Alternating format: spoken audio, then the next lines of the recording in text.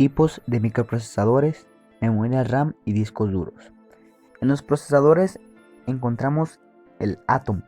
Se trata de una especie de procesadores de bajo rendimiento que se emplean en aquellos equipos donde resulta más importante el rendimiento manifestado en el hardware, es decir, en la duración de la batería o bien en el consumo de la energía externa. Celeron. Se ubican en ordenadores diseñados para el uso familiar o empresarial, de modo que resultan ideales para aquellas computadoras que están en constante comunicación con una red de área local y llevan a cabo una serie de funciones variadas con gran recurrencia, como es la navegación web y transcripción de datos. Pentium. Este se constituye en uno de los más conocidos del sector y que de hecho ha sido patentado por varias empresas para la construcción y fabricación de sus ordenadores, tratándose de un procesador rendidor y de alta calidad. Core. Son aquellas que poseen más de 2 núcleos en desarrollo, ya que estos han sido diseñados para ordenadores que reciben demandas de un alto y máximo rendimiento, verbigracia para corporaciones centrales de datos, empresas de gobierno que llevan a cabo un procesamiento de datos muy grandes. Xeon e Itanium han sido patentados con varios núcleos, todo dependiendo de la exigencia que tenga el cliente. Estos resultan propicios para aquellos ordenadores que mantienen una conexión asidua a una red local. Pueden adaptarse a 3 ordenadores, los de alto desempeño, los de procesador optimizado y los de alto consumo energético. En la memoria RAM encontramos la SIMM, siglas Inline Memory Module, un tipo de encapsulado consistente en una pequeña placa de circuito impreso en un zócalo SIM, en placa madre o en placa memoria. Son más fáciles de instalar que los antiguos chips de memoria individuales, a diferencia de ellos son medidos en bytes en lugar de bits.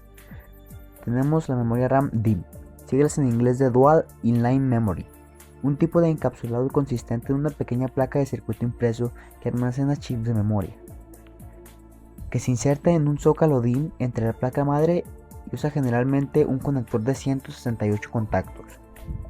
DIP, siglas de Dual Inline Package, un tipo de encapsulado consistente en almacenar un chip de memoria en una caja rectangular con 2 filas de pines de conexión en cada lado. SDRAM, siglas de Synchronous RAM, un tipo de memoria RAM dinámica que es casi un 20% más rápida que la RAM normal. Entrelaza 2 o más materias de memoria interna de tal forma que mientras está accediendo a una matriz, la siguiente se está preparando para el acceso.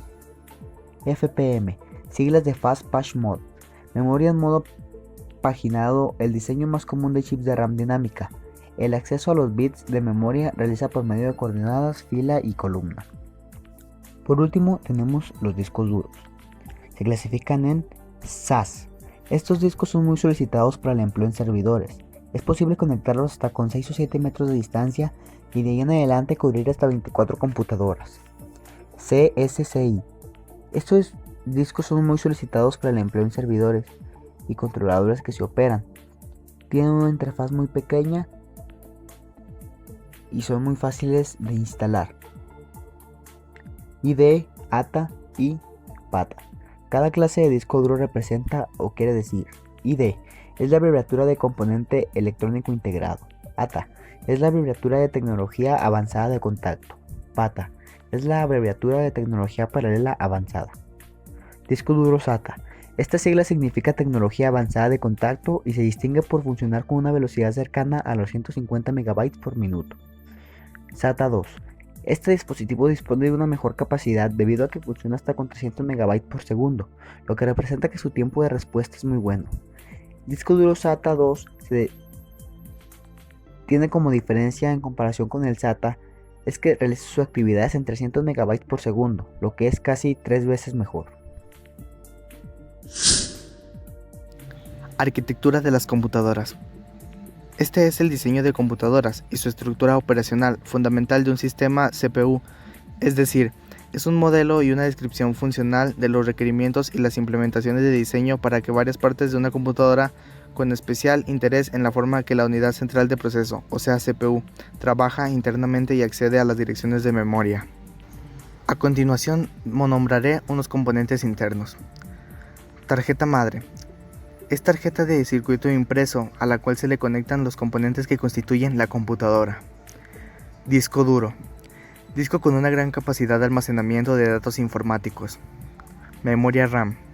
Memoria de Access Random, y aquí es donde residen programas y datos.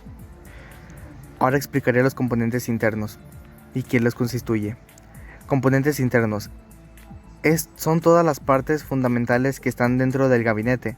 Estos componentes pueden ser conectados a la tarjeta madre y a todas sus partes para el funcionamiento de la computadora. A continuación, ahora mencionaré los componentes externos. Mouse. El ratón o mouse es un dispositivo apuntador utilizado para facilitar el manejo de un entorno gráfico. Webcam. Es una cámara digital conectada a una computadora la cual puede capturar imágenes.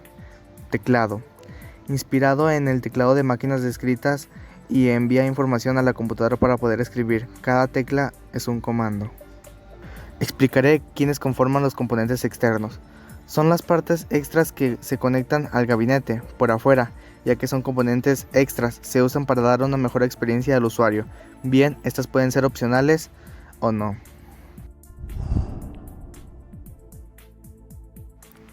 Tipos de fuente de energía. La fuente de energía es usada para almacenar y compartir con la computadora la energía que va a utilizar, pero esta la va a compartir con todos los elementos del CPU. Fuente de energía AT. Fueron usadas hasta que apareció el Pentium MMX. Es en este momento cuando ya se empezarían a utilizar fuentes de alimentación ATX. Las características de las fuentes AT son que sus conectores al motherboard varían de los utilizados en las fuentes ATX. Tipo de fuente ATX. No disponen de interruptor que enciende y apaga la fuente, sino que se trata de un pulsador conectado al motherboard y ésta se encarga de encender la fuente. Esto conduce a que se puedan realizar conexiones o desconexiones mediante software. No es necesidad el apagado físico.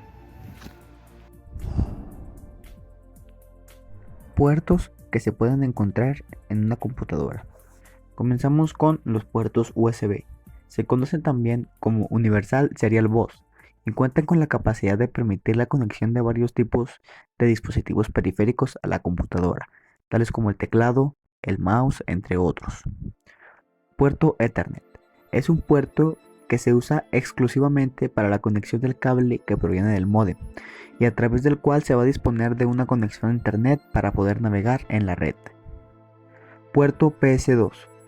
Son pocas las computadoras que en la actualidad siguen utilizando esta clase de puertos. En pocas palabras, son un tipo de conector para el teclado y el mouse, aunque está de más decir que el teclado y el mouse tendrán que disponer de un conector PS2 en este tipo de casos para poder conectarse. Puerto serie. Es usado para la conexión de dispositivos periféricos que son externos a la computadora, pero en la actualidad no se implementa porque solo posibilita que las transferencias se hagan de un bit a la vez. Tenemos el puerto VGA. Es un puerto que se usa para la conexión del monitor directamente con la placa base o motherboard del computador, para que así sea posible mostrar en la pantalla lo que está sucediendo en el equipo de modo gráfico. Tenemos el puerto HDMI. Corresponde a la sigla de High Definition Multimedia Interface y es un puerto a través del que se conecta la pantalla con la computadora. Una de las características más importantes es que posibilita que se transmita video en alta definición. Puertos jack. En una computadora hay puertos jack 3.5 para así poder conectar un micrófono en el conector rosado, los altavoces en el conector verde y una entrada en línea que es el conector azul. Para los equipos que tengan una placa de audio separada, lo típico es que cuenten con otros conectores más. Puertos paralelos. En la actualidad casi no se usan. Su función consiste en que se pueda conectar la impresora o periféricos similares con la computadora. Hay que resaltar que en los tiempos actuales las impresoras cuentan con conectividad USB o inalámbrica. Por lo tanto, muchas computadoras ya no cuentan con este puerto. Puerto PCI, conocidos como Peripheral Component Interconnect. Son ranuras de expansión que provienen de la placa base para que allí se puedan conectar otras tarjetas de expansión que pueden ser de video, sonido, red, entre otras. Puertos de memoria. Son los puertos en donde se conectan las memorias RAM. Puertos inalámbricos. Son puertos que funcionan sin que se requiera de un cable. sino que la conexión sea entre el emisor y el receptor gracias a las ondas electromagnéticas.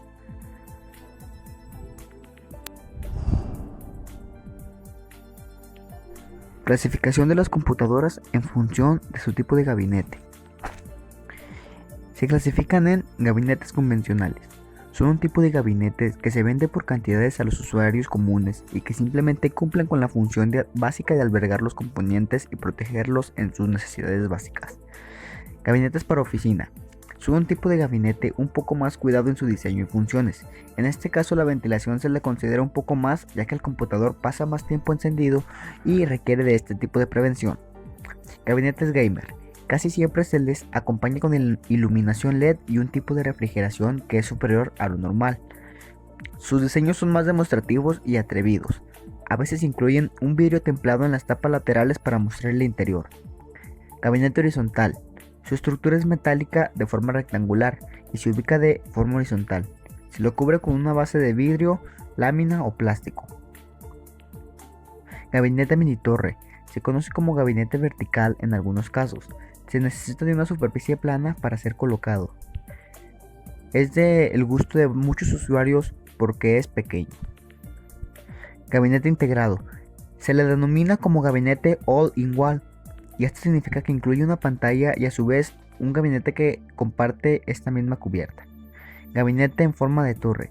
Se coloca de manera vertical en una superficie que sea firme. Allí se van a ubicar distintos dispositivos que van a trabajar como conjunto para que el equipo funcione. Bueno, esto ha sido todo por nuestra parte. Espero y les haya gustado y que ojalá y haya sido de su atención y de su agrado este video digital.